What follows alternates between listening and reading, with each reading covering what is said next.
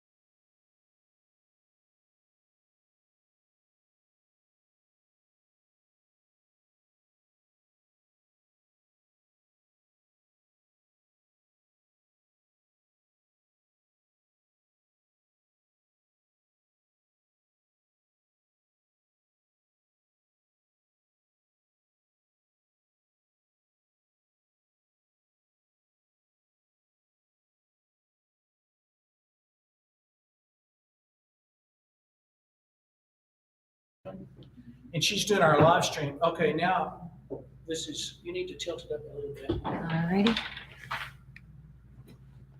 Good. So is it on? We're on now? We are live. Okay, good. So we're few in number, but we got a lot of spirit, and we're doing a live stream tonight with the Lee County Conservatives meeting. Welcome, everyone. This is May, what date is this? The 16th? 16th, May 16th, 2023. So I won't go talk much. I will say what Lee County Conservatives is about, just for everybody to know. Our objective is to gather conservatives from around Lee County who are interested in having an input into who our nonpartisan elected officials are in the school boards and our municipalities, as well as playing primarily in the Republican primary to help vet our candidates going into the future in terms of get the most conservative, and to educate and about what's going on in the world, and especially in the local arena and state arena, about what's going on about conservative politics, and to network and start doing projects that will help lead to more conservative results around here. One of the things that I think our Republican Party chair it talks about is the fact how fast Lee County is growing. And the deal is, when comes growth, new people coming in, they may not have the same values as the rest of us, and we need to figure out how we are going to integrate the new people coming in and hopefully get them integrated into our way of thinking. And I think a lot of them that will be coming here will be conservatives, even if they're coming from out of state. But we need to be ready to start making sure that we hold the line on conservative stuff and advance conservative causes here in this county as we experience that growth. So that's part of what the organization's all about. Okay, enough of that. What I want to do is introduce our speaker tonight. First, we will do our Chris for a good little while, and around 8 o'clock we'll stop. You can do how much time you want to do question and answer. Oh yeah, we didn't do what we're supposed to do to get us going. Before I introduce Chris, thank you. We need to do our prayer and our pledges to the flag. So John Sutton, would you lead us in prayer first, please? Thank you. The Lord be with you, and also with you. Let us pray. Father in heaven, Lord, this day that you have given to us is a gift of your grace, and Lord, we are so thankful. Father in heaven, Lord, we thank you for gathering us tonight as Texans, as patriots. Lord, be with this gathering tonight as we listen to our speaker. And Lord God, help us more than anything to pray for this nation, to pray for this state. And Lord God, we know that you are sovereign, you are in control, and you hold all things in your hands. All these things we pray in Jesus Christ's most precious and holy name. Amen. Amen. Thank you very much. All right, let's do the pledge to the American flag right here. We brought our flags tonight. Okay.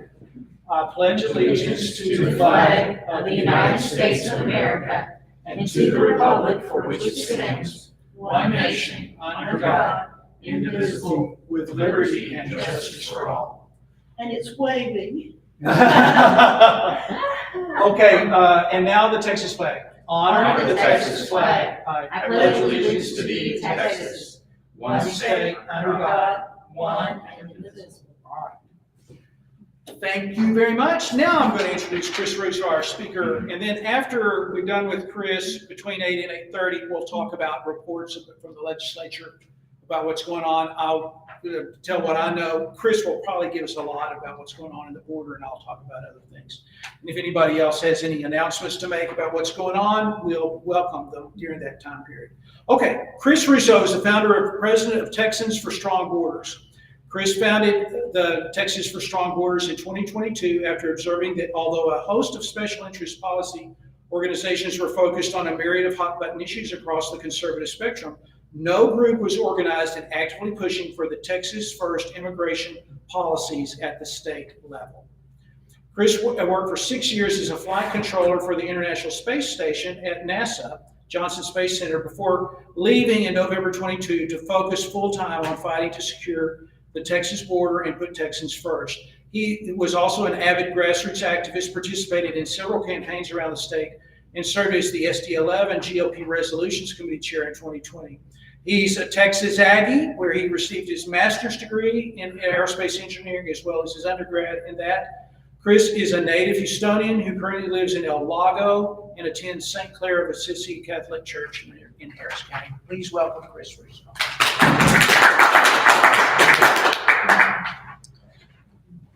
So again, my name is Chris Russo. I am president and founder of Texans for Strong Borders. Just to give you guys, you're probably aware of the crisis that we're facing at our southern border, but to give you an idea of the scale and really the unprecedented nature of what we're facing, if you look at the number of people who have crossed illegally, if you count law enforcement encounters, known gotaways, and then conservatively, you just use the 20% overshot that Customs and Border Protection uses to say, these are the people we think that we didn't contact at all, the unknown gotaways. You're looking at around 7+ million people in just over 2.5 years. And that's an alarming number. If you project that out, let's say you're less conservative with the unknown gotaways, and most people have said that it's not 20% that they're missing, it's upwards of 40, 50% of the people coming across that they are making no contact with. There's 1,250 miles of border in the state of Texas, and so it's easy to see that, especially when you have rules of engagement and a disregard for the law like we've had under the Biden administration, that you could have a lot of people coming through unobserved. And so if you project that out over one presidential term, so take those numbers that I just told you and roughly double them, you're seeing numbers that we have not seen ever. You're talking about 14 to maybe 20 million people coming into the country illegally over just 4 years. Now, if you look at most estimates of the population of illegal aliens in the United States, it's anywhere between as low as 11, which I don't buy, and as high as something like 25 million.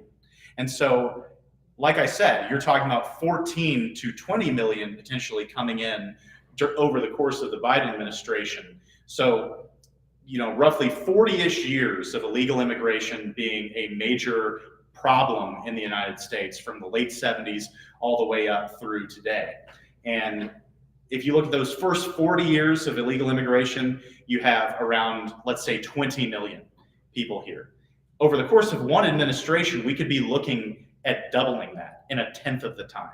And so that's sort of the rough numbers that I try to use to let people know. This is not what we've experienced before.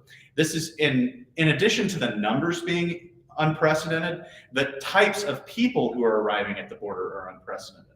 Often in seeing arguments against enhanced border security measures, you'll have people who will reference the early 2000s and the historically high numbers that we experienced then. However, those were primarily single Mexican men who were coming over the border, and they could be easily processed for expedited removal. Right now, what we're seeing is a variety of different people. Single men, family units, unaccompanied minors, the whole gambit. And we've encountered people from over 170 different countries. Quite literally, the world is arriving through our southwest border.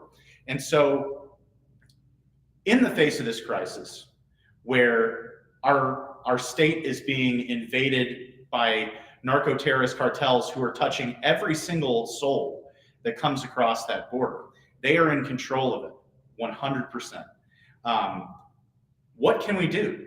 Are we forced to wait until 2025 when potentially, maybe in the future, we win back the presidency? And then we would have to wait for Congress to actually authorize something or hope for a good executive order and no nationwide injunctions like we had under the Trump administration. I would posit to you that we don't have the option to do that. We can't let the next 2 years transpire with the same sort of policy response in the areas and states that we as conservatives do control as we have in the last 2 years. That option is going to be utterly disastrous. Just with the number of people who have come across already, the effort to properly adjudicate those cases that people are being given paperwork or a notice to appear, sometimes as late as 2027, 4 years into the future. The effort to actually go through, process all of those people, and those are just the ones that receive paperwork, and actually get those people to deportation is unbelievable. That is probably the heaviest lift that has ever been pursued or attempted by ICE, and that's if we can win back the presidency in 2020, in the 2024 election, and then he would assume office in 2025. And so what our organization has been advocating for is an enhanced response from the state of Texas and encouraging other states, especially border states, to do the same. There are some tools that states can use.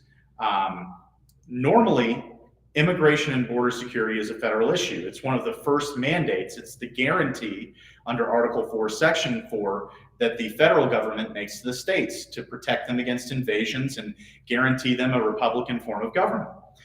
But that's not being upheld right now. And so what we are pursuing is a power that's given to the states under Article 1, Section 10, Clause 3 of the U.S. Constitution. Now, raise your hand if you've heard of this Article 1, Section 10. Okay, so about half the room. What that says is, so in Article 1 of the U.S. Constitution, that lays out the powers of Congress. And so in Section 10, it lays out things that specifically the states cannot do.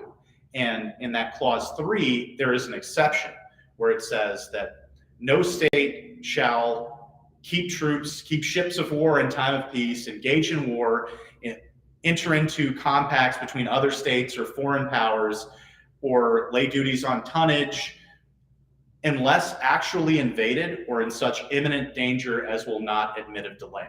And so that prevents situations from transpiring where Congress or the federal government either do not have the time to or refuse to live up to their obligations to secure states.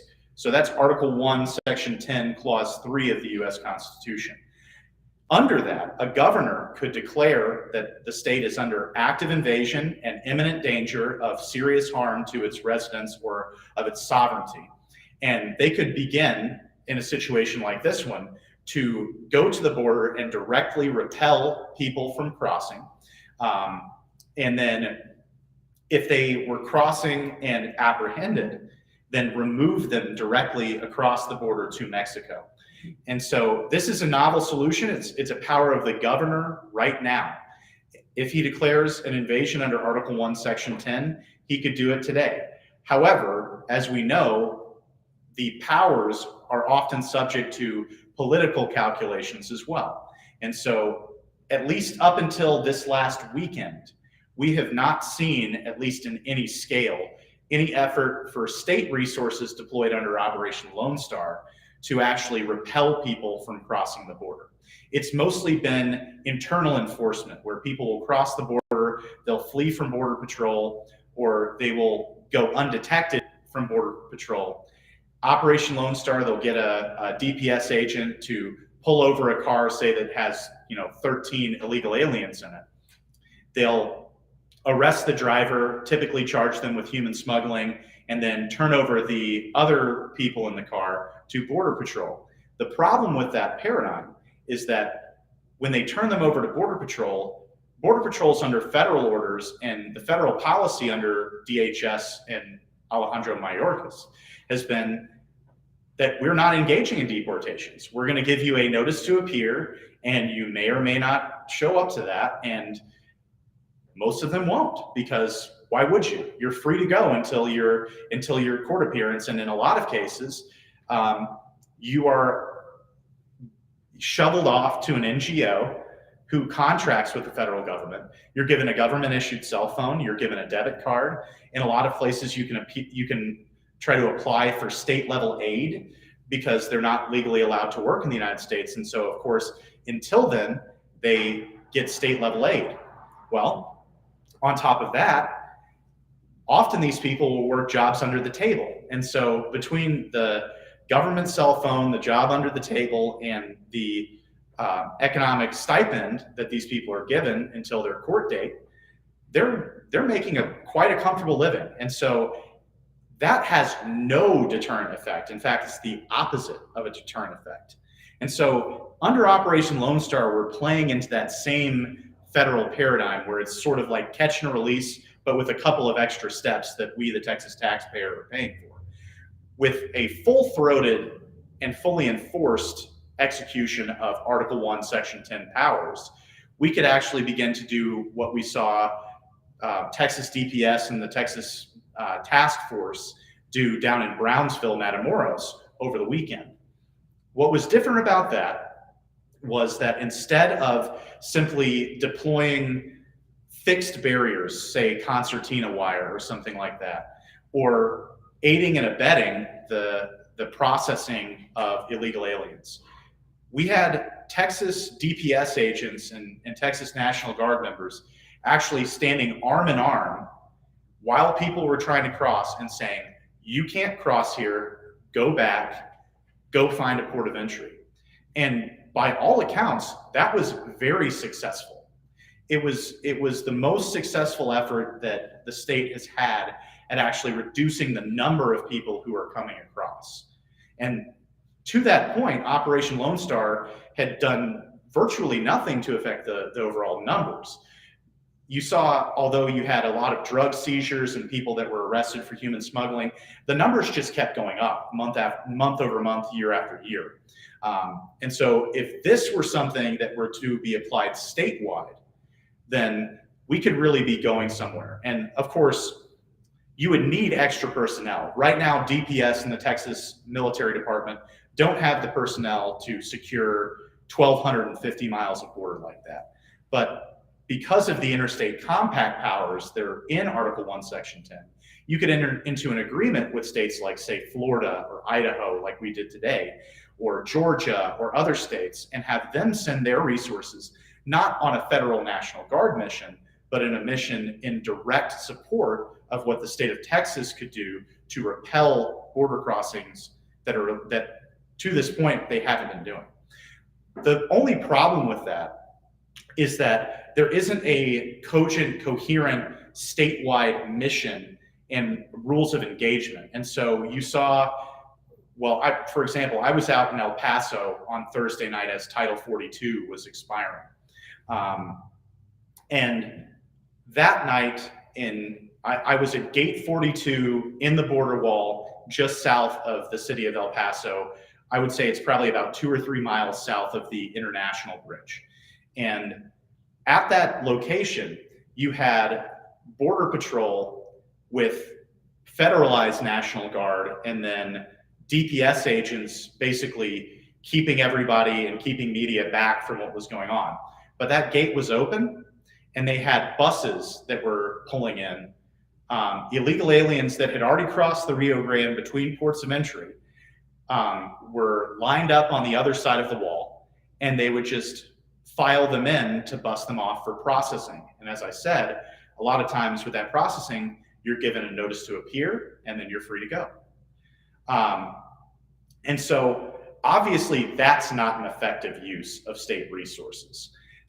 Participating and trying to keep that going is not an effective use of state resources.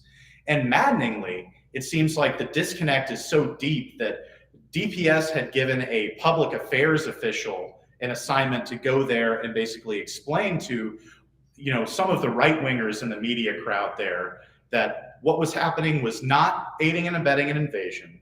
Nothing was wrong. That they were simply taking migrants away to be processed under U.S. Code Title 8.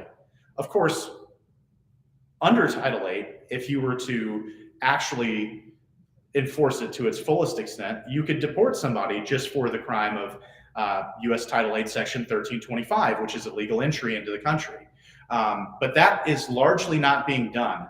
Now, I saw Customs and Border Protection put out a video over the weekend where they said, don't come over because we had some expedited removals. But the reality of the numbers is that the number of expedited removals they have versus these issuing of notices to appear are just completely lopsided towards the latter number. And so most of these people are given essentially free reign in the United States until such time as they can appear in court.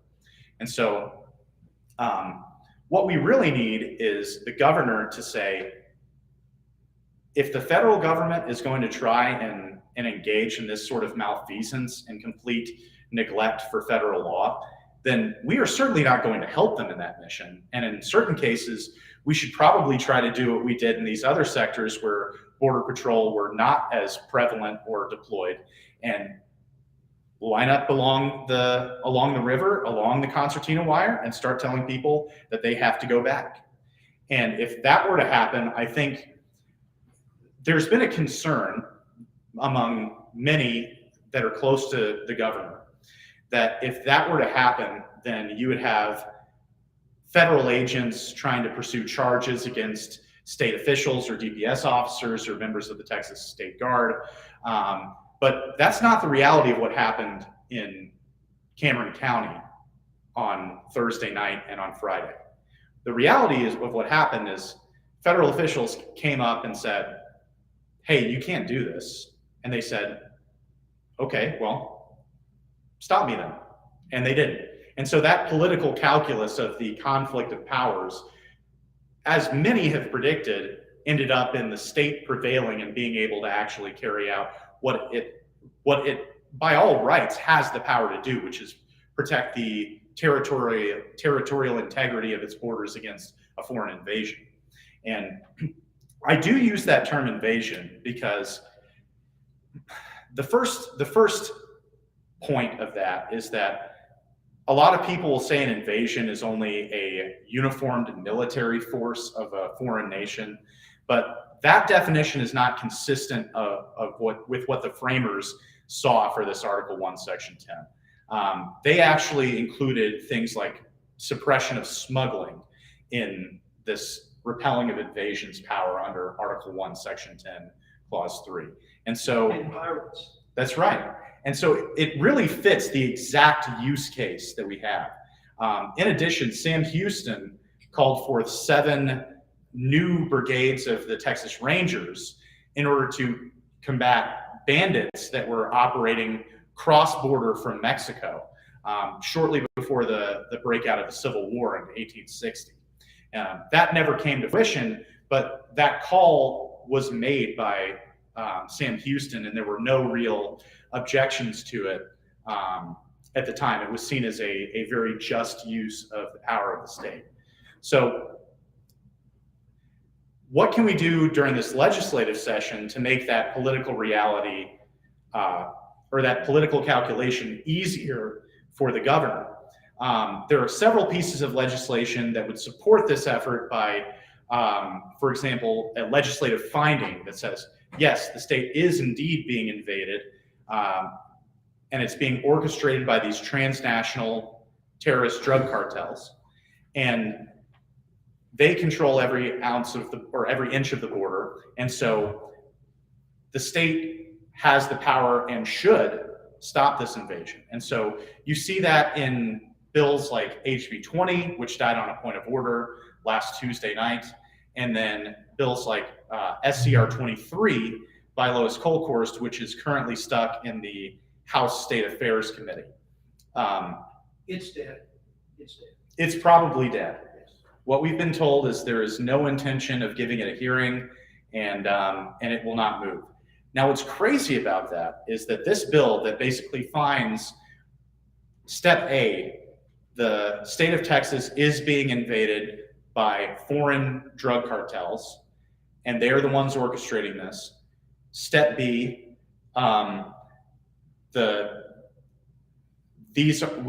we call these foreign terrorist organizations, or we want these to be designated as foreign terrorist organizations. And then step C, we call upon the governor to use all applicable powers under Article 1, Section 10, Clause 3 to repel this invasion. Now, this passed the Senate by a 30-1 vote. There was only one Democrat who voted against this bill. So it enjoyed extremely wide and broad bipartisan support. And yet it comes over to the Texas House and it's dead. Because it's not even given a hearing in committee, because you have certain members of House leadership who aren't really comfortable with this sort of a solution. And I'll get into this later. The only other real option is what is currently in the Senate Border Security Committee and will be heard on Thursday.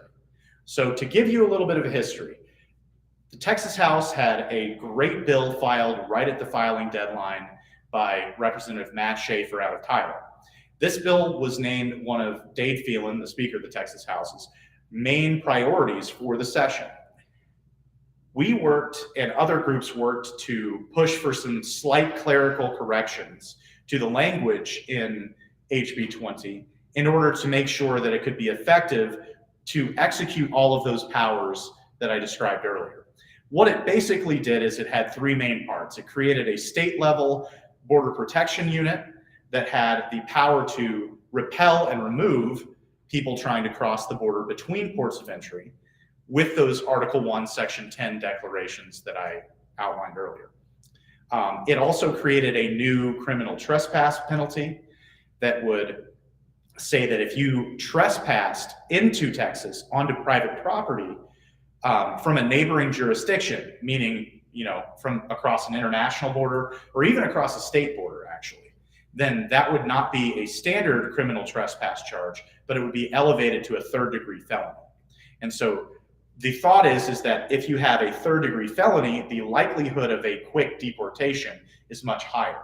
And so you would be able to detain these people that are crossing on a private property, and that would be a deterrent to illegal crossings. The third part of it was it had a state-level public health emergency, Title 42 type denial of entry program under a public health emergency that the state would be able to deny entry even at ports of entry into the state of Texas. And so this, as a comprehensive border security plan, was the best that we'd seen in years.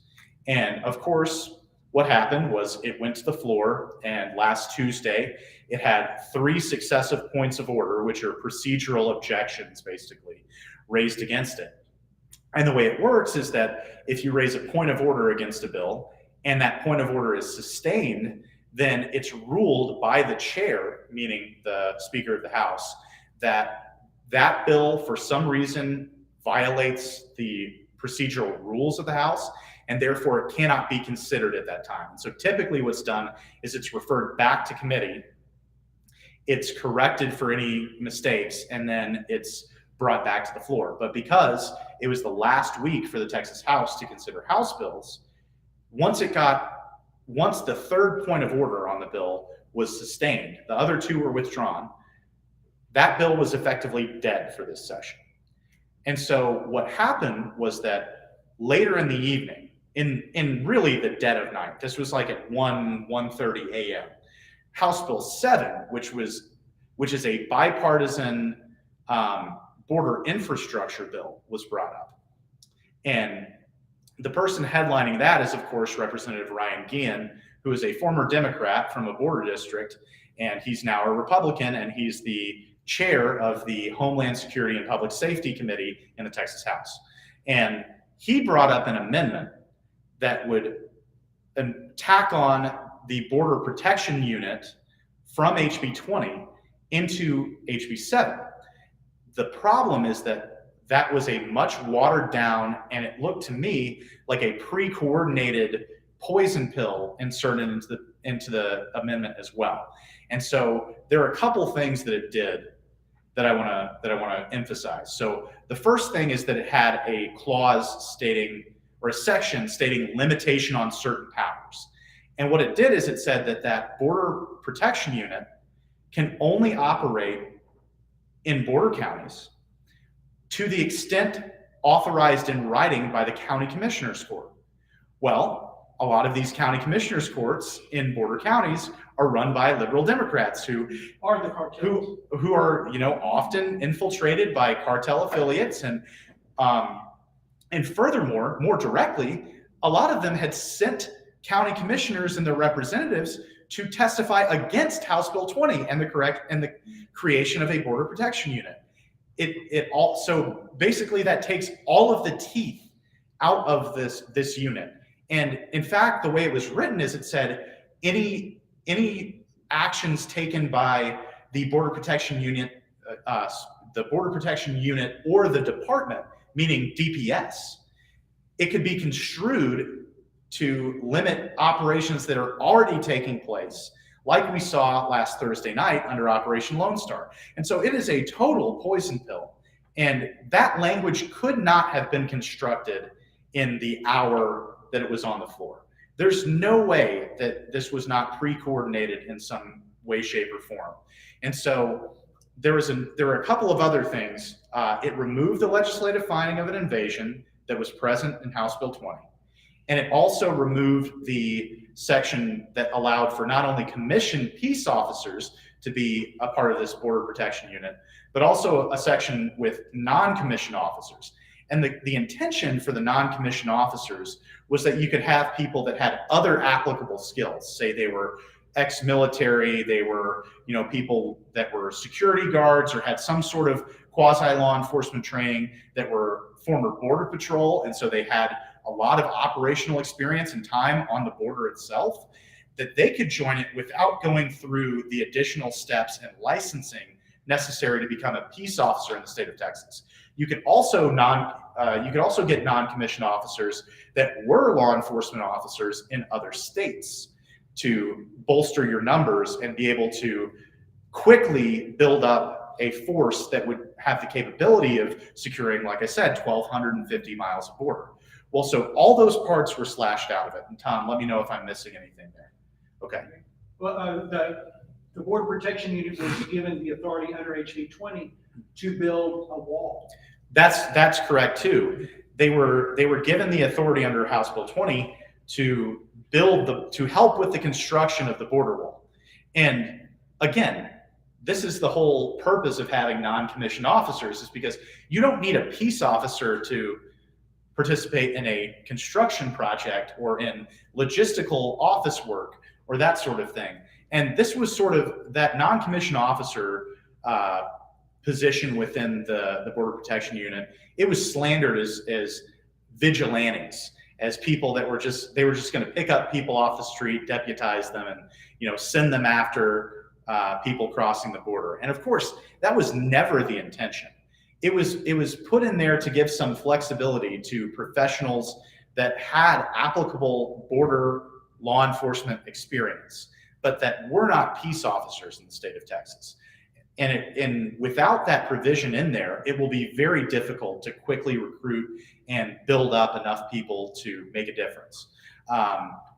So the bad news is that all of that got into the final bill.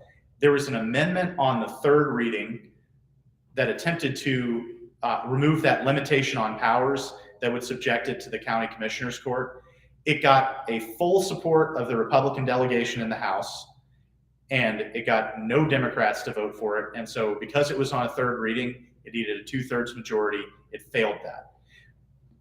But the good news is that now it's going over to the Senate. And so we have one last shot to correct this with a committee substitute in the Senate. And Tom has graciously volunteered his time to create a committee substitute that addresses all of those problems that were not present in the initial House Bill 20, but that are present in this House Bill 7 Franken bill after the amendment.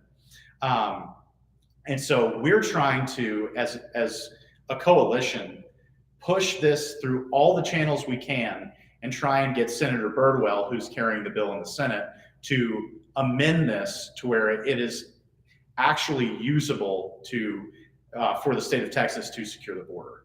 And so that's going to be a full court press over the next several days, because the Border Security Committee is going to be considering this on Thursday morning. And so we've been trying to push this through all of the sources we can to elevate it up the ladder. And I think we have a reasonable expectation of success, at the very least, removing that limitation of powers. I think that is very obvious, and I think that even the people that would push back on some of the other provisions would definitely not push back on that. It's very obvious the fact that would basically kill the entire enforcement of the bill. And so that's a fight we're going through on the border. There are a couple of issues that I'll talk on that are not related to the Article 1, Section 10 invasion declaration stuff that are still alive, but they are very close to being dead. If they are not passed by the Senate and quickly heard and pushed through the process, again, next Tuesday is the last day for the House to hear Senate bills for a second reading. And so unless something were fast-tracked through the House, which is very unlikely because of the way the House operates, even if they were to pass the Senate, they'd be dead. Those are E-Verify. So Lois Kolkhorst. Our state Senate. Yeah, so she filed a bill that would expand E-Verify. And so a lot of people have misconceptions about E-Verify. E-Verify is for employers. It doesn't require any additional action for the employee. So employers would have to take the information that they get on an I-9 or a worker's visa that they receive from their employee, and they would have to put that into the E-Verify system, which cross-checks the information on that form with the Social Security Administration's database that they already have. And all that does is it often takes seconds. And we've seen that in other states where this has been implemented, that it's reduced illegal alien presence by up to 50%. It works. It works. And so there are a lot of people that say that this is it's an undue burden on businesses, or it's an administrative thing. There are a lot of, there's a lot of speculation that if the government were to commit further malfeasance, it could tie this to, certain rules or whatever. But I argue that, one, the sovereignty of the country is at stake. Two, this system's been in place since 1996. It's well understood. It's very smoothly running. And it's already mandatory in 8, now 9 states, with Florida approving it, I think yesterday, with DeSantis signing that into law. And so that combined with securing the border would be a 1-2 punch that would combat the problem of illegal alien presence in the state of Texas. Because what I say is that no matter how strong your border security is, no matter how many people you have deployed, no matter how many miles of wall, no matter what kind of technology you have on the border, if you don't cut off the strongest pull factor, which is employment, then people are still going to try and get in, and many will succeed. And they will try more and more dangerous avenues to try and get in, to try and avoid detection. And you'll have a lot of people that are exploited. And once they get past the border region, there's not a whole lot we can do other than make sure that they can't be employed. And so E-Verify is a tool that has been proven effective at that. It's probably the single most effective internal enforcement tool that we have, because even under the Trump administration, ICE deportation targets were at about 250,000 a year.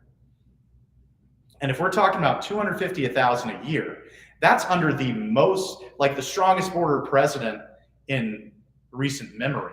And we're talking about 250,000 a year when you have upwards of 20 million or more illegal aliens residing in the United States. So you're just not touching those numbers with internal enforcement.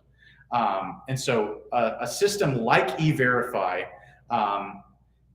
is going to be the number one way of getting internal enforcement and making sure that they can't get a job, and it would make it less attractive for them to come to the United States in the first place. The other things that we have, Senate Bill 1481, which is Brandon Creighton's border wall bill, that would try to expedite the construction of the border wall by Texas. Now, the state of Texas has built a little bit of its own border wall, but the problem with that is the acquiring of land. Now, I know as conservatives, we don't like eminent domain. We're very skeptical of that. And obviously, it's been abused in the past. And when it's subjected to corporate special interests in particular, it's very, very problematic.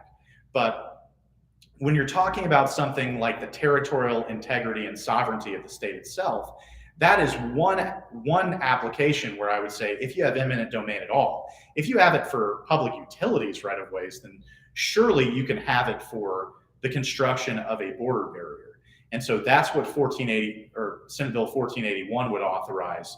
And that actually, in addition to just authorizing that and the funding that we have for the border this session or this biennium, there's a lot of funds that have not been spent that have been already allocated towards the construction of a border wall, and they haven't been able to be used effectively because acquiring the land has been so difficult. And so there are a host of other bills that were filed, and obviously most of them are just completely dead. A lot of them have not even received a committee hearing, but things we're looking at in the future and pushing in future sessions are rolling back all kinds of taxpayer subsidies for illegal aliens. So there are a couple of interesting bills about challenging Plyer versus Doe, which is the Supreme Court case that requires us to educate illegal alien children K through 12.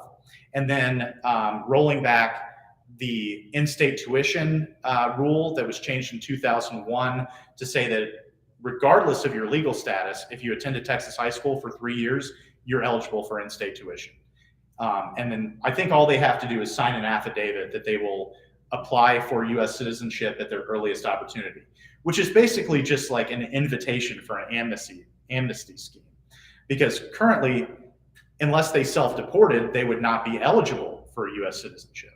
And so that's something that seems like a niche issue. You know, when you hear in-state tuition for illegal aliens, you think, well, how many are there really? But the reality is that according to a study from the Federation on American Immigration Reform, that's costing Texas taxpayers upwards of $460 million a year. So that's roughly $500 million of taxpayer money that are going to in-state tuition subsidies to illegal aliens.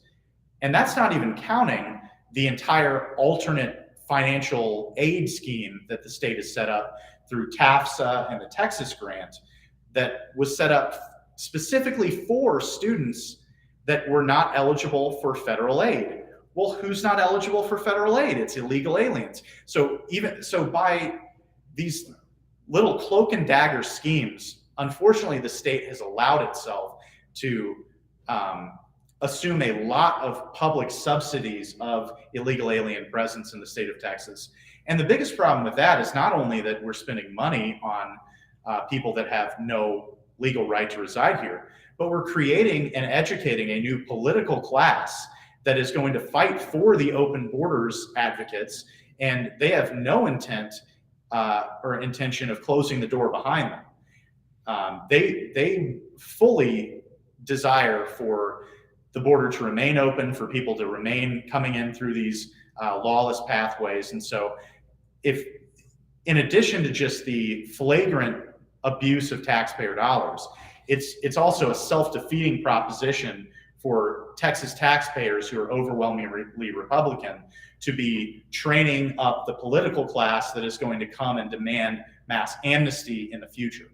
And so that's something that we're trying to go after next session. We tried to get it done this session, but it was in the Higher Education Committee, and the Higher Education Committee is chaired by John Kemple, and he killed that bill pretty quickly. I think that's about it. I think that that's kind of an update of, what the operational picture on the ground looks like, what the state can do about it, how we're trying to get the legislature to address it, and then future projects in legislative sessions that aren't a week from bills basically dying. So I'll open the floor up to questions and answers. Go ahead. Yeah, is TLR working against the border bills? Texas for lawsuit reform. Mm-hmm. So I haven't heard anything about TLR specifically. I've heard a lot about the Farm Bureau. I've heard a lot from chambers of commerce. I've heard a lot from, the typical advocacy groups that are associated with open borders. So you have a lot of NGOs. primarily in urban centers. So you've got El Paso, Houston, Austin, San Antonio, and then some more limited, but from the Dallas-Fort Worth area that have been advocating against these. All right, I will tell you that none of the groups that he mentioned showed up and testified against the big border bills in the committees. What we did have is a hearing on House State Affairs that went till 2 a.m. because they bussed in people from Houston and El Paso in mass numbers. And we used a whole bunch of our time having interpreters interpret the testimony of non-citizens not speaking English presenting to the Texas legislature. And to my earlier point, it wasn't just Spanish language interpreters. Right. And we even had a person who was an illegal alien with a notice to appear that was coming, and he was testifying on, in the meeting before the House Committee on State Affairs. He admitted in his testimony to being an illegal alien who received a notice to appear, and he said that I don't want this because this could affect people like me. And we had other people say that there should be no border. Borders are outdated. Borders are fascist. These sorts of things. And then there were several Korean interpreters from this total New World Order globalist type organization in Houston. I mean, I say that sort of jokingly, but that really is sort of like the totally open society, no borders, no national sovereignty, global citizenship type organization. And they had several people speaking in Korean and having Korean interpreters. And so you don't think that the big businesses are trying to keep open borders? I will say that I have heard a lot of testimony against things like E-Verify by chambers of commerce and by local businesses and by the Farm Bureau specifically. So we put together a letter in support of SB 1621, the E-Verify bill. And we brought it to a couple senators' offices today. And there was one senator that his office became extremely incensed because they've been getting phone calls from their constituents about this bill in support of it. And they are extremely against it. He says that he's been getting complaints from business owners, and the Farm Bureau came out against it. And they didn't say that they wanted to use illegal labor. They said that rural internet connections were not reliable enough to comply with E-Verify, which is crazy. These people have online purchase orders. They pay under the table. Come on. Well, and then that's the other thing is that E-Verify would not affect cash. Go ahead. Harry. Mhm. Unless those IRS agents that they, just hired a bunch of come in and say, hey, you did this E-Verify, but where's the, But I have a question actually about E-Verify for those who are not legal aliens. So the question is, do you feel like this will make it that much more difficult for those who are sovereign citizens to get a job? These people have done away with their Social Security, and they've done away with their birth certificate, or their parents never got them these things. Do you think that's going to make it harder for them to get jobs in the future? Because it's already difficult for them, but it certainly could. I don't know how many of that cohort are out there, to be honest. And I think that's, if we're going to look, a very small percentage. Yeah, and if we're going to weigh compelling state interest in this case of, okay, so are we going to affect a small subset of people who are basically saying we are completely not going to acknowledge. Well, because Social Security numbers are kind of antithetical to the Constitution too, right? So I don't know. I just feel like the hunkering the down. Power of just Big Brother being able to see more and more and more. I don't know if that's something. I totally am for borders. Those people could probably go back eventually and get a person. I think that they probably want one. I know I have several friends who are I feel like it's linked to to the mark of the beast kind of thing, and they just Well, don't. They I wanna just be don't completely agree with that. sovereign. Most of those Yeah. organizations actually go to the county clerk's office Mhm. and file, papers saying that they want to be a nation of their own. So they can trace back to those papers to get their citizenship status and birth Yeah. certificate from when they filed that they're their own independent nation. Right, but if they don't want it, still, Huh? if they don't want Well, a you're birth talking certificate, about or, they're having a hard time getting a job. because Right. they have a birth certificate. Well, if they decide But they don't want to be their own independent nation anymore, they could probably go back into the birth certificate. okay, I hear you. Yeah, and I mean, I actually I just don't agree with that perspective. I think that it's completely impractical to try to appease literally any law that's on the books enforcing anything that they don't agree Someone's gonna with. be upset about Someone would be upset about it, and I don't think that you can let a fringe case like that override the demonstrated effective and really pretty easy and well understood system that E-Verify delivers. I mean, again, this is something that's been around since 1996. It's not a new program.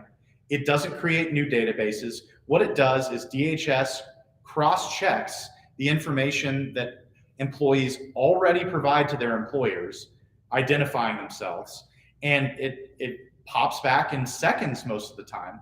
Hey, this person's is eligible to work in the United States.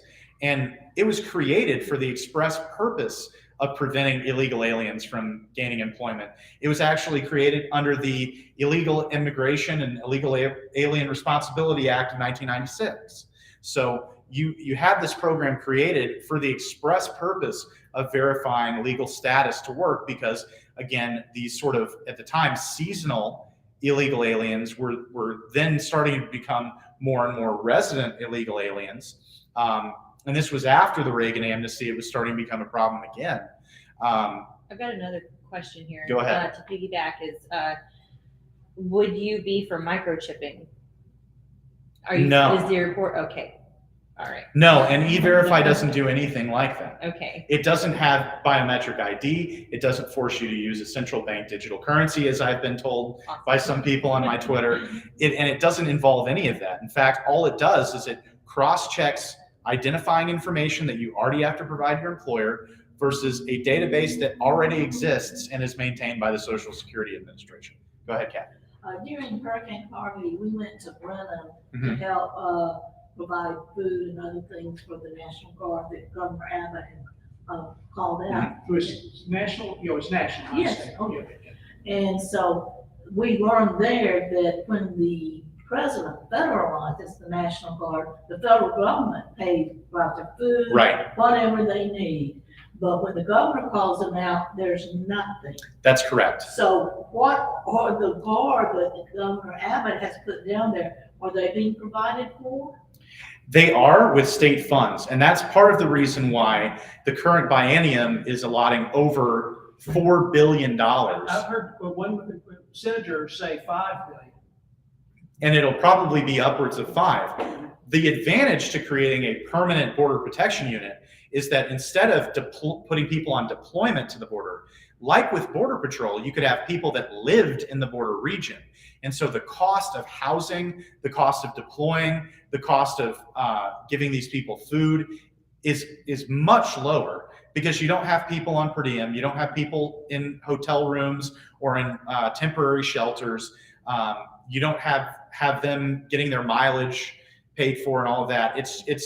They would be permanently stationed in these regions, and that's the idea behind creating a permanent state level border protection. We fired up the barbecue pits. And Right. it was cooking, nonstop with them. So I was gonna say, let's go down and have a barbecue for our guard. I think that's a great idea. I mean, I think especially in light of the fact that a lot of these guys have been forced into rules of engagement where it's completely demoralizing. I know a lot of people in Border Patrol have told me that it's completely horrible. If they could find a way out, or they could foresee a way of doing things differently or making a difference, that this is not what they signed up for. That they they want to do the mission as the mission is intended to be. They don't want to be a glorified welcoming committee.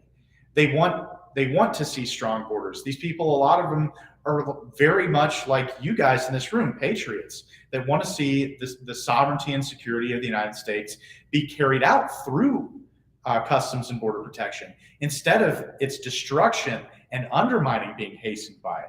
I mean, think about if you were, say, a 15 or 20-year veteran of the Border Patrol, and then suddenly, all of a sudden, like, you go from the most secure border with the most stringent security policies with Title 42 and MPP, and then basically overnight, you are told you're going to be pulled off the line. You're going to go into this processing center in an old Walmart, and you're going to start filling out notices to appear, and those notices to appear are going to have court dates that go up and up and up and up and up. I mean, what I really think is that if you created a non-commissioned officer provision for Border Patrol agents or other federal officials, you'd have people jumping ship from Border Patrol to the state level Border Protection Unit because it's a mission they believe in. And so I think that's a way for us to meet the recruiting goals for that Border Protection Unit. But what happened to the Second Amendment? Like, in having a militia, like, is that, why do we need this when we have the ability to create a militia already? I mean, I know we have like several militias and nobody's like trusting each other. So that's kind of an issue, but, the funding reason is why. I mean, you gotta be able to fund a militia unless you're gonna. Well, and also the governor has authority over the militia. The state guard. The state, that's right. So the state has the power in the Texas Constitution over the militia and has the ability to deploy them to repel invasions. And the Texas Military Department is the state militia for all intents and purposes. If the National Guard is part of the militia, but it can't be federalized. The State Guard cannot be federalized. Right. So the National Guard can be federalized by the president, but the State Guard cannot. It's under the exclusive authority of the governor of Texas. Right. Not even the legislature. That's thanks for correct. clearing that up for people. Yeah. So that's Article 4, Section 7 of the Texas Constitution, if you want to go look. And that would be the same authority by which he would be deploying this new Border Protection Unit to the border. Go ahead. One of the selling points for the repel policy that I don't think we talk about enough is that this really is, to a large extent, a PR game with the rest of the world. Under Trump, the major part of his success was he put out the word, and the world believed it. Don't even try. Yep. Okay? If we consistently have videos going out to the world of the Texas military or Texas Border Protection Unit repelling at the border, and people going, well, the news that Todd Bensman did, we're going over to the other side of the border and interviewing the people on the other side as they go, well, looks like we're not going to be able to make it. I guess we'll just move on somewhere else. And even though there was just a small stretch of border, to your point, that was being protected by this task force, it caused them to redirect around, and allegedly they're redirecting around to Laredo, Eagle Pass, even Del Rio, Kinney County, those sorts of areas, rather than trying to cross down in the central or eastern Rio Grande Valley. And so just a small degree of enforcement can have a messaging and PR impact that's far beyond what you spent on actually deploying the Texas DPS and Texas State Guard down there. The reason why we have the border trespass felony addition into HB 20, and now we're proposing adding it back into HB 7, and the reason why it was worded, not the Mexico. It was a neighboring jurisdiction. It's neighboring jurisdiction because the author contemplated that we will be successful in stopping the flow in between border crossings here in Texas, and that the next place they're going to go is to neighboring states like Mexico. And the deal is they'll start coming up and messing with the border between New Mexico and Texas. And we needed to be ready for that. That's why that is an important part of that bill. And it was also constructed to avoid a challenge from the precedent set in Arizona v. US, because if you just say that entering the state of Texas illegally is a crime, then that is setting up a parallel immigration system in the eyes of the federal government. For the record, I don't agree that Arizona v. US was correctly decided. Correct. I think it was incorrectly decided. But still, if you're talking about the likelihood of success of prospective legislation, then phrasing it in such a way that illegal or criminal trespass from any neighboring jurisdiction, including Mexico or from New Mexico or from Oklahoma or Louisiana or Arkansas, that would protect and give cover to the state of Texas to be able to fully enforce that provision. Go ahead. When the other state guards arrive, will they be under the command of our governor as the commander-in-chief? If it is a state guard, then they would have to be under the command of the governor of Texas. Well, no, the National Guard, like from Florida and Idaho. So- Who's going to be their commander? Until and this what will point- be their rules of engagement? So until this point, all of the missions that have deployed other National Guards or the National Guards from other states to the border have been on the federal mission. And so their posture has been observe and support. So they observe crossings and they provide logistical and situational awareness support to the existing border mission. And so what you've seen is those numbers from those deployments, because they were voluntary deployments, have gone down over the last 2 years, because a lot of governors, especially from red states, have gotten fed up that actually those people are given basically no law enforcement authority. And I'll tell you, I was in Eagle Pass in January and I saw the National Guard posted up. They were right next to the container wall that's right between the two international bridges in Eagle Pass. And I mean, this is the heart of Eagle Pass. This is not at the hinterlands or the edges of town where all the ranches are. This is literally, there's a golf course right there. There were people teeing off, 50 feet or 100 feet from where people were coming around that container wall after having used it as a privacy fence to drop their wet clothes.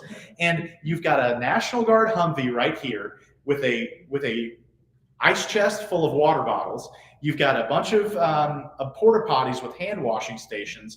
And you have people that come across, drop their wet clothes. They have their, kayaking style wet dry bags to keep their belongings dry. And they just walk out and they're literally looking, because they're trained, they're looking for a Border Patrol member to self-surrender to. And when they couldn't find one, they looked confused because they were in between buses. So like 10 minutes later, I was talking to Griff Jenkins just, between his broadcasts on Fox News, because he was posted up there. And then I saw 10 minutes later, they had found a Border Patrol agent, had tagged their bags, and they were about to get on one of those same air-conditioned buses like I saw at Gate 42 in El Paso, to take them off to be processed and, in all likelihood, released with a notice to appear sometime far into the future. Well, the reason I ask is because these other guard units coming in, we have to be unified. Right. We can't just be each doing them, and we don't want them here if they're going over to be Walmart readers. That's right. They should stay home if that's I agree. why they're coming. So what I would say is that the pathway forward with that is that the state of Texas under Governor Abbott should make sure that it is crystal clear that it is declaring an invasion under Article 1, Section 10, Clause 3. And it is now assuming all of the powers invested in that clause. That includes interstate compacts. We've sent guard to Right. Louisiana and Florida for hurricane, and I assume when they go, they're under that state governor's control. I mean, Governor Abbott doesn't tell They're them. generally under a federal mission. It's FEMA that's coordinating all of that. Who would this state border unit be under? Would it be under DPS? So it would, for administrative purposes, and because bootstrapping an entire state agency from the ground up is very, very difficult costly and time consuming. It would be a part of DPS, but under a parallel leadership structure. So instead of going up through Steve McCraw, it would go up through its own leadership structure and then go to the Border Protection Unit chief, who would report directly to the governor. And who would that be? Any ideas? Yes, I've been told it's gonna be Mike Banks. Everybody I would expects bet it's gonna that. be Mike Banks, who is now the border. He's the border czar. The border czar. And so He's the one, by the way, that was given by the governor when he was dissatisfied with what he was seeing on the news about what happened at the border. And he got angry, and this is Todd Bensman reporting. This is what, he got angry and he called Mike Banks and said, go down and take care of it. And Mike Banks worked with the Texas military to make the rappel happen. yep. So is this border protection unit, is it gonna be primarily of commissioned police officers and then some other non-commissioned officers, or? I believe that that's up to the commission itself. There's no legislative direction in that regard. Operationally, based on need, they would be able to make that call. There's no legislative specificity to that end. Okay, so would they have powers of arrest? Yes. Yes. The commissioned officers, Yeah. and even the non-commissioned under the original bill, and what we're trying to restore, will have limited arrest power in the border region. Under the authority of the commission. Right, Right. right. If the commission.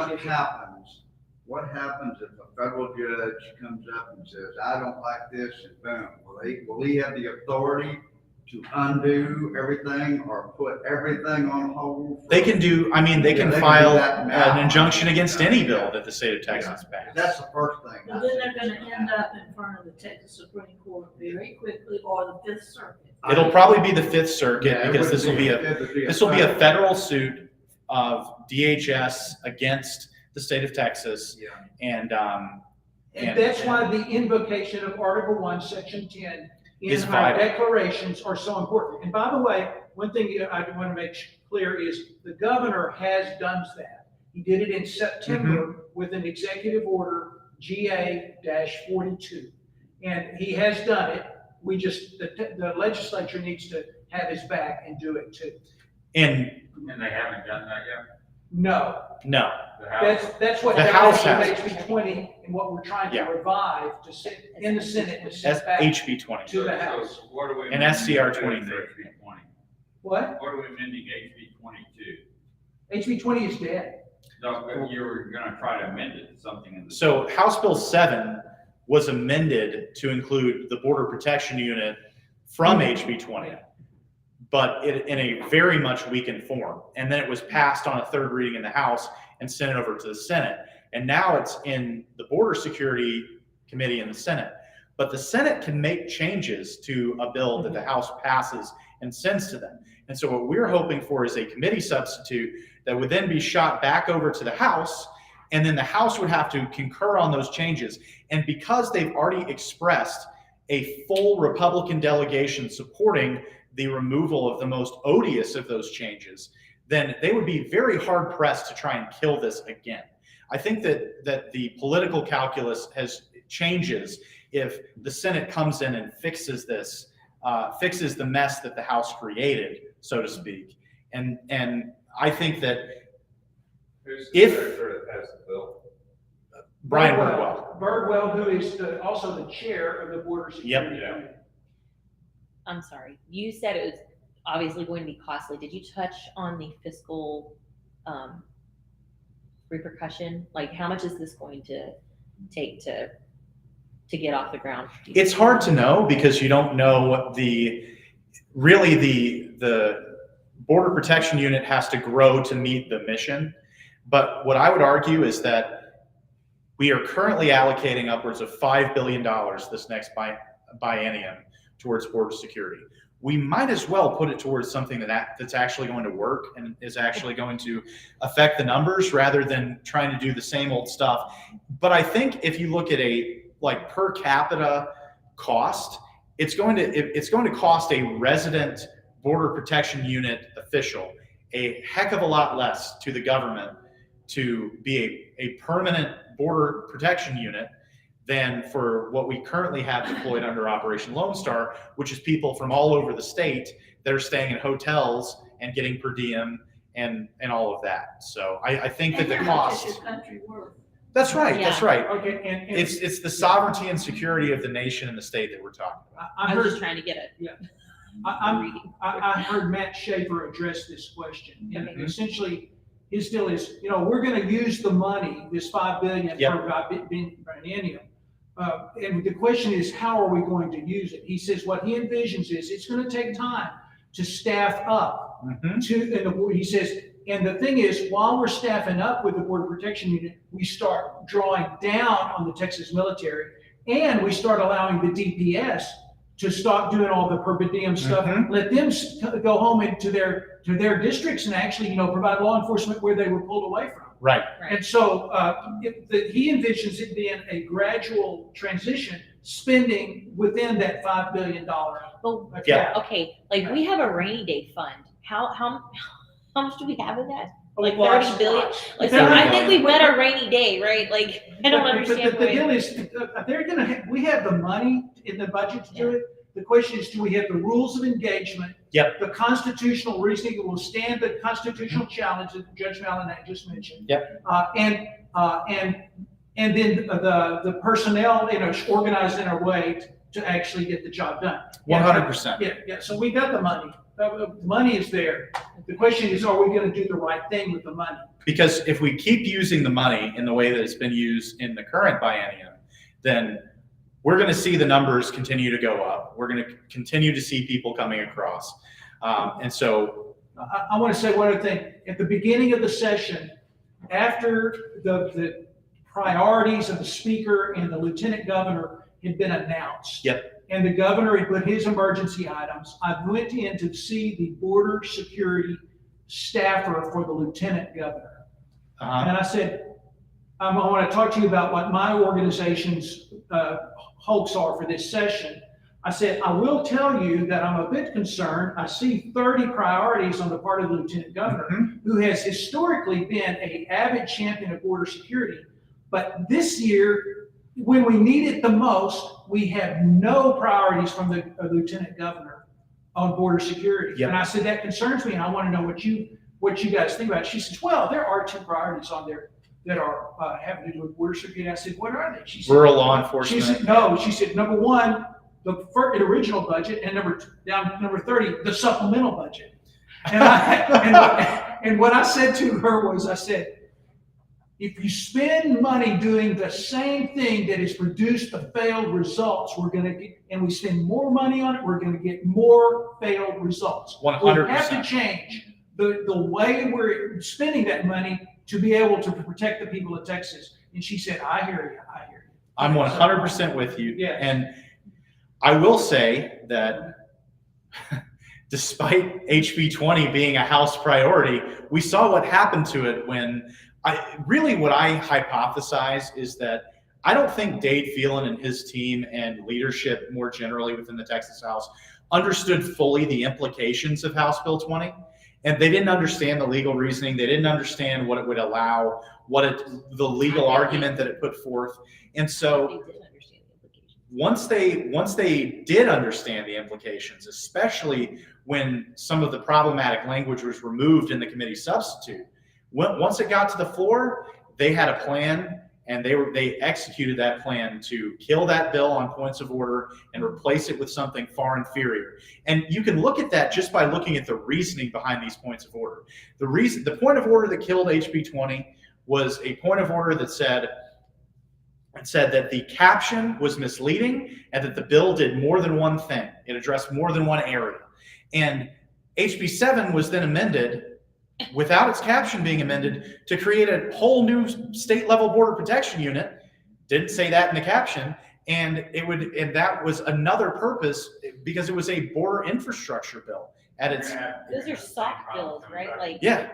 You have the same problem coming back from the Senate, because Yes. it's just, they're gonna just pull it on a foreign border. Yes. All right, and here's my take is, the governor wants the infrastructure piece of HB 7 Yep. at the very least. And given his most recent demonstration of actually repelling at the border and getting angry and actually doing it. He wants the enforcement portion too. The constitutional cover portion Yep. of it too. And so if the speaker commits political carry by killing of the most important border security bill of this session, It basically guarantees a special he session on it. guarantees a special session. So, Well, there are, I've already been at the governor's office, and they already are going to do a special session, so.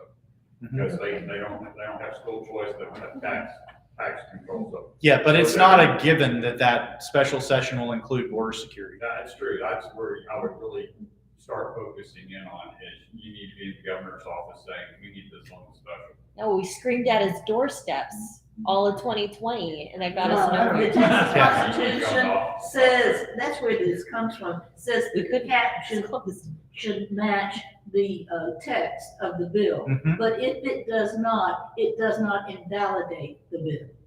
Right. And at the end of the day, the problem with what's going on in the Texas House is that you've got literally a liberal Democrat, former Obama lawyer as the parliamentarian in the Texas House. And Dade Phelan is deferring to him on all of these rulings, except on these pre-coordinated dead of night,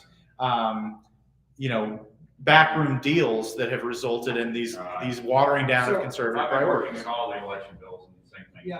Yep. And speaking of So that, this is- all right, So yeah, I'll go ahead. This is all, But- I hate to be a fatalist, and we're from Illinois, we're not from here, but Well, this is my third tour of duty in Texas, but I'm disappointed by Texans, most of whom wear big hats and big boots, and they talk about it, they talk a good game, but nobody steps up to do it. And there's all this talk about, I mean, you are, not nobody. You know what I'm saying, but we've got, The problem is the crooked people that you guys are fighting against. You guys can fight all day long, Yeah. but they're gonna This is keep the- on. especially when this they live in insurrection Hungary is and much there's worse than nothing. some Latino Americans coming up across the border. Let's Way say worse. something about the Texas Constitution. It has. Thank you, Ed. I was gonna get you up, but that's okay. We'll- Reconstruction, yeah, and okay. it was Thank written you. to slow down the legislature. It has poison pill after poison pill. They think passing laws is bad, slow down and just don't get anything done and we'll be better off. So we have provisions in our case, like you cannot pass a bill for the first 60 days of the legislature. You have to have all these things. Well, you can't pass a bill except for what the governor in emergency designates act. as his emergency So why act. don't we try to fight those crooked people instead of the same old, let's try to pass a bill thing? Let's try to get those crooked people out of Until there. we and fix the go election, against well, them. we can't fix anything else. I think it's a comprehensive project because you can set up pressure and politicians we've shown in the past have responded to pressure. You saw We with got constitutional carry, carry. Yeah. You Yeah. got, despite years of and the opposition. heartbeat bill Yes, for pro-life issues. And Right. so there has been, I would say that on the border issue until this session and maybe a little bit last session, but there was no political will last session. There has not been a multi-pronged, organized, communicating approach like as we've done had this year. session. Right. And this year we've seen a lot more, we've gotten a lot further along in the process with policies that just died without a hearing for over a decade before this. I have a Yeah, question. I agree that we've got a tremendous obstacles in our way. Yep. Okay, there's no question about that. But if organized people working together and repeatedly identifying the most important issues and asking for what we want, in the end will win. And we've been doing that lately. And I will tell you, I was about to, I'm gonna thank Yes, thank Mr. you. Russo for coming in. Thank you so much. And I'll go ahead and take over because we have 7 minutes till we're gonna be done here. Tom, can I ask you one last question? Okay, go ahead. Sorry. I know there's lots of bills that were, Mhm. filed. Yeah, I was gonna this tell session. Go ahead and. Said, that legislators and the governor cannot take funding from any out-of-state sources or international sources because part of the issue is a certain Hungarian for Yeah, what? okay, I understand the question, and the answer is, I tried to get legislation to that effect introduced, and no one would take that so far. That is in the Republican Party platform, and, one of these days, we might break through. The other thing we tried for is 1/3 of the prong on of the legislative priority of the border security, which is cut off the magnet. Don't Yep. provide taxpayer services to non-citizens or illegal aliens. And we actually, for the first time since I've been hearing that topic discussed since 2009, Mhm. and I've never seen even the bill even crafted to a peep of it. This session, because I asked, and Kelly Perry, the head of the legislative priority committee of the Republican Party on border security, asked, we actually got a draft from Ledge Council. That's great. Yeah. We didn't get it till the last day of filing, and we couldn't get anybody to actually jump in. But we got the draft, and we have it for use next time around. So you keep asking for what you want. And if you get enough people to help and you ask effectively, in the end, we win. And the other thing where I was going in terms of answering your question, and that is this, we've heard in the past Republican leadership come from different legislative sessions and say, this is the most conservative session ever, right? They say that. And the conservative grassroots say, you're blowing smoke. No, you didn't. You didn't deliver. Last session, we got some great stuff. We got constitutional carry and the heartbeat bill and some other good stuff. But this time around, I think we are delivering more conservative legislation out of this legislature than we have ever seen in my lifetime in the state of Texas. We just passed the ending the gender mod stuff. We're close to getting the banning men and women's university sports.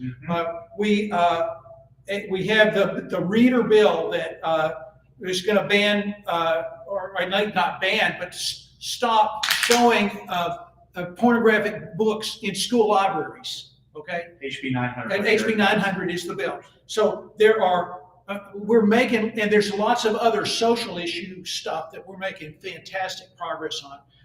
Plus, on the Great Reset stuff that my Texas constitutional enforcement is, I don't know how many bills, I've lost count of how many bills are progressing and are likely to make it in terms of cutting off the ability of big global corporations to come in and run the people's lives of Texans. That we're trying to sealing up all the different holes in the dike to stop that bypass of the Texas legislature and the people of Texas in trying to run our lives. We're making progress there. Election integrity, I was hoping Ed Johnson, who was here, had to leave, who's been working that issue, could give us a bit of a report. I don't know as much about that. I don't know that we've made major strides this time around, but we haven't lost ground. We are making modest gains in the election integrity area. And the fat lady has not sung on border security. And even if we don't get it in this session, I think it is highly likely we're going to get it in the special. So there is a whole bunch of stuff good happening because a whole bunch of conservatives all over the Texas. I've seen more conservative activists running around the Texas Capitol working on things this session that I've ever seen before, and it's paying dividends. It's working. And so, in general, I'm very enthused. Am I going to get everything I wanted out of this session? No, I am not. We didn't get election integrity enforcement the way I wanted it at a state level. Some of the monetary freedom stuff, like the digital gold that I wanted, it appears to be killed by Joan Huffman now. But we still have a chance, huh? Right to use cash. Right to use cash and cash substitutes, the currency of your choice added to the Texas Bill of Rights. We are just one hearing and then sailing away next week from getting it through the Senate and delivering that to the vote of the people. What So, day? huh? Do you know what day yet? What? Is it on calendar? It's not on, no, it's in the Senate. We have to persuade the state senator from Bastrop in Milam County, who is Charles Schwartner, who is chair of Business and Commerce, to hold a hearing and vote it out of committee the day that we have it, get it to the Senate floor and get 2/3, and we're on to the vote of the people. And that can happen next week because the Senate has the loosest rules and has the latest deadlines, and the most ability to overturn their own rules if they want to. So we're still in the game on that. So the bottom line is, I feel like we're having a tremendous, we should be, I mean, the thing is, it was necessary that this Texas legislature step up, right? Because everything Texans hold dear is under assault right now from outside forces, whether the federal government or globalists or the ideologues that are going on out there. But to a large extent, the Texas legislature is stepping up in many areas to stem the tide. And so I'm enthused about where we are. To a certain extent, I haven't, when you're dealing the cards and we're in the middle of every day going and spinning plates and making sure that something keeps moving ahead, or we try to stop some bad thing. And so I haven't counted all the cards yet. I haven't counted the winnings yet. But Time enough for counting. yeah, we're going to do that in 2 weeks. But right now, my sense of things is this is one of the best sessions we've ever seen in the history of Texas. So. That's not a reflection of the politicians. No, it's a reflection of the grassroots. Exactly. No, don't get me wrong. Our state senator, Lois Kokhorst, is a lion. She is a lion. She's an incredible champion. So SB 147, another one going to die in House State Affairs. Oh, that's the Chinese land ownership yeah. bill. But I'm just so concerned that the corruption runs so deep that we don't have another session. If we don't get this fixed before 2026, Well, we're done. just so you know, Well, my question he was would be, talking about why are specials. we trying to focus on all these different bills when we know the tyranny is in our own government? We know the tyranny is happening with these globalists. We know who these bad guys are. How do you do that other than? And go against them. Instead of, you guys Yeah. we're trying to fight fair with people that aren't playing fair. my whole the whole purpose of the group that I created, called Texas Constitutional Enforcement, is to recognize that the power of pitting one level of government against the other. My idea of Texas Constitutional Enforcement was basically this: I want the state of Texas to be unified in the defense of the liberty of Texans from outside forces. I want it to be, if the federal government or a globalist messes with one Texan, you mess with all of Texas. Our governor, our law enforcement, our counties, our sheriffs, we're unified in doing that. And, didn't your mama tell you not to mess with Texas? And so that is the strategic. I heard about that. But the strategic goal of my group is you work either at the county level or the state level to push back on the tyranny coming from outside the state, or to a certain extent from inside, from when they're worming their way into the state. I don't know any way to combat Klaus Schwab or George Soros other than through the state of Texas. This is the process there.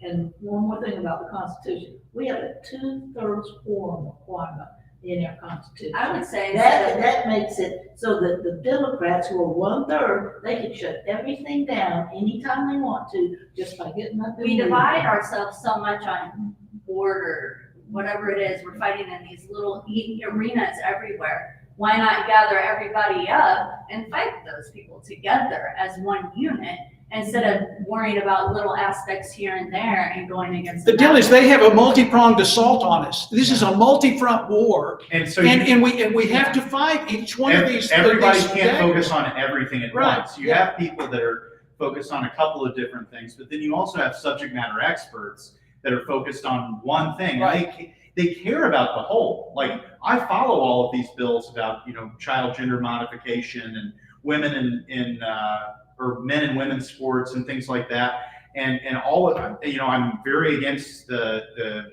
watering down of the Second Amendment, but my focus and my area of expertise, because that's what I focus on, is on these border issues that I think are fundamental to our sovereignty. And so I think you need both. You need people that are sort of coordinating the larger grassroots effort, and then you have people that are, laser focused in one front of the multi-front war. and trying to get good legislation passed along those lines and kill bad legislation. But by the way, one of the cool things about going to the state legislature, especially nowadays when so many grassroots people are making the trip, is that if you're down there in any amount of frequency, you're seeing your band of brothers and sisters down there. And they do, it's just like Chris said, we each have our own area of expertise. Some are focused on the gender mod stuff, and some are focused on election integrity, and some are focused on guns and all that sort of stuff. But we get to know each other. We see each other. We see each other in the hearings, and we see each other in the hallways, and we're going up to each other and saying, okay, what bills do you need us to go sign in on in favor of or against today in your committee? And here's mine. And we're exchanging that. We're going around and doing it. And it's a fun comradeship, and it's an energizing a process nowadays at the state capitol. I totally agree. And the other thing I will say, I was talking to Jill Glover, who is the head of the Legislative Priorities Committee, and she was getting pushback For the Republican Party. The Republican Party, yeah, Legislative Priorities, Republican Party. And she was pushing back on one bill, and all she was really doing was trying to get the author to get better language in the bill. Okay, a good conservative senator. And there were several people called the chair of the Republican Party and said, you need to fire that person. She's given the Republicans in the legislature a hard time. And Matt Rinaldi stood firm, saying, no, we're not going to do that. What's the issue? Oh, she's just trying to get you to improve the language. And as it turned out, he did improve the language. Okay, so and what I told Jill about this was, I said, Jill, the way the game is played here at the state legislature is they all go into the committee and the lobbyists go up and they're supposed to represent some special constituency, whatever it is.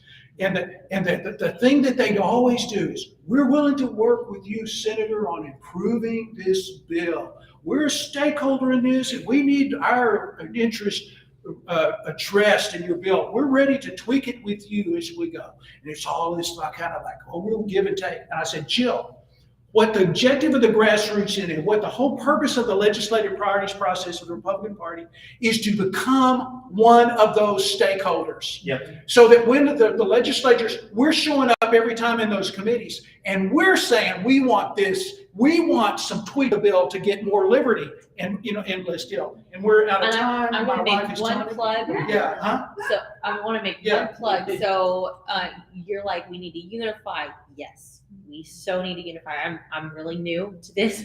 I've only been paying attention to 3 sessions so far from 2019. I did a lot with Texans for Vaccine Choice. Don't know if you've heard about them.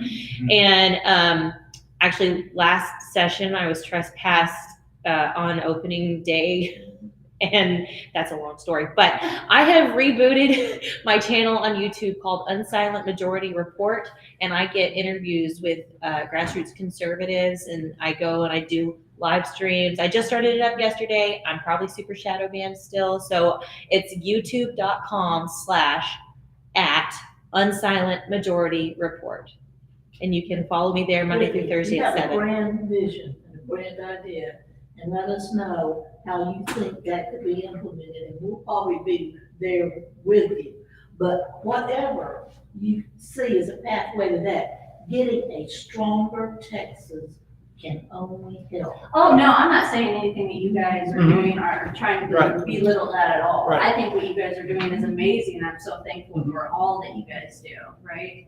I feel like it's such a little. Band-Aid on a second flesh and chest wound. Right, it's like a Band-Aid on a bullet hole type aspect. You're going against a stream of justice in an unjust system. And I will say one other thing. Lee County Conservatives is designed to produce a community of conservatives here in Lee County. Because when we get to, or if we get to societal breakdown, where you're going to look to for aid and comfort and comradeship to be able to address the societal breakdown is going to be at your county level.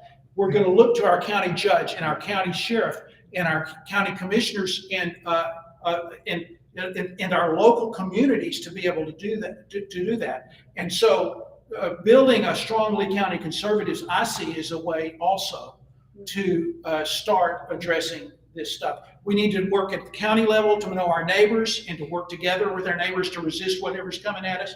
And we need to work at the state level to stop the bigger stuff. And how many registered guns are there in the state of Texas?